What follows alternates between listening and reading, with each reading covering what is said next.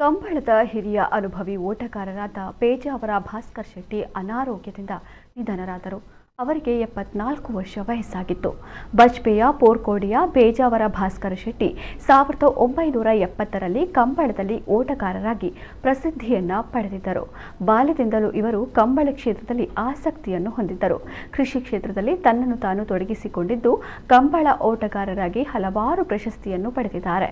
ಇತ್ತೀಚೆಗೆ ನಡೆದ ಕಂಬಳದಲ್ಲಿ ಹಿರಿಯ ಕಂಬಳ ಓಟಗಾರ ಎಂಬ ಗೌರವಕ್ಕೂ ಪಾತ್ರರಾಗಿದ್ದರು. ಅನೇಕ ಬಂಧು ಮಿತ್ರರನ್ನ ಕಂಬಳಾಭಿಮಾನಿಗಳನ್ನ ಅವರು ಅಗಲಿದ್ದಾರೆ.